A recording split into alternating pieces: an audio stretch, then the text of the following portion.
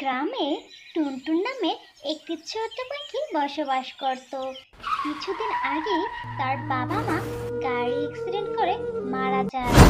এরপর থেকে টুনটুন একাই বসবাস করত। ঘরে কোনো খাবারও নেই, আমি ছোট বলে কেউ আমায় কাঁদেও নেয় না। ও মা, ও বাবা, তোমরা আমায় কেন একা ফেলে চলে গেলা? এরপর টুনটুন মন খারাপ করে গাছের নিচে বসে কাঁদতে থাকে। এমন সময় টুনটুনের মা টুনি রাস্তা টুনটুনের কাছে আসে। কাঁদিস না মা, তুই এভাবে কাঁদলে আমরা কি ভালো থাকি বল? মা, ও মা, তোমরা কেন আমায় একা ছেড়ে চলে গেলা? আমি এখন কিভাবে একা থাকবো? কিভাবে খাবার জোগাড় করবো? বলো না মা। মারে, কান্না করিস না।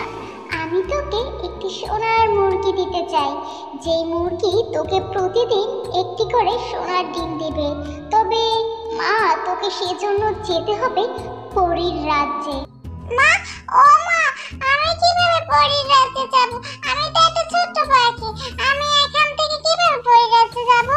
এই কথা বলতে না বলতে টুনির আত্মা টুনটুনকে একটি জাদুর ঘোড়া দেয়।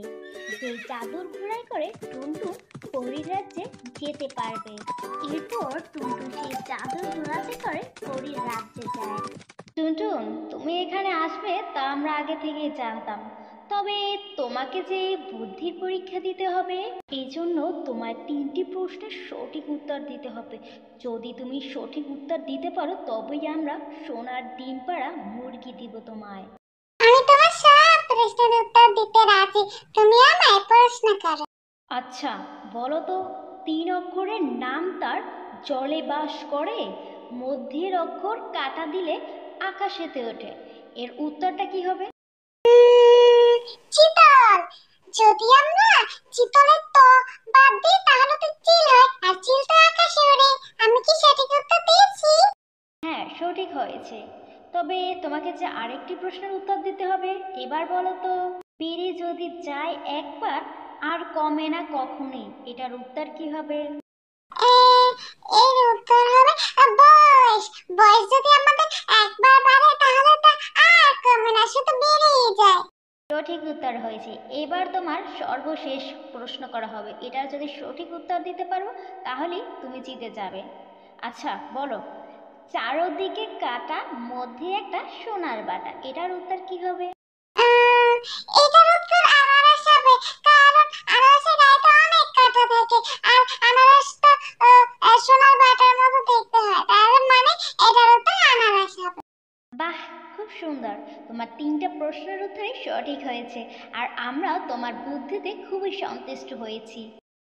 এরপরে লাল পরি টুনটুনকে একটি সোনার ডিম পাড়া মুরগি দেয়। এরপর টুনটুন লাল মুরগি নিয়ে তার বাসায় আসে। এরপর রাত হলে টুনটুন ঘুমিয়ে পড়ে। পরের দিন সকালে ঘুম থেকে উঠে দেখে লাল মুরগিটি একটি সোনার ডিম দিয়েছে। এরপর টুনটুন মহা খুশি হয়ে বাজারে গিয়ে বিক্রি করে। এরপর থেকেই টুনটুন সেই সোনার ডিম বিক্রি করে সুখে শান্তিতে জীবনযাপন করে। আমার ছোট্ট মিষ্টি ভাই ও বোনেরা, আমাদের আজকের গল্পটি এই পর্যন্তই। তোমাদের যদি গল্পটি ভালো লাগে তাহলে অবশ্যই চ্যানেলটি সাবস্ক্রাইব এবং লাইক করে আমার পাশেই থাকা ধন্যবাদ। আর হ্যাঁ, একটা কমেন্ট করতে কিন্তু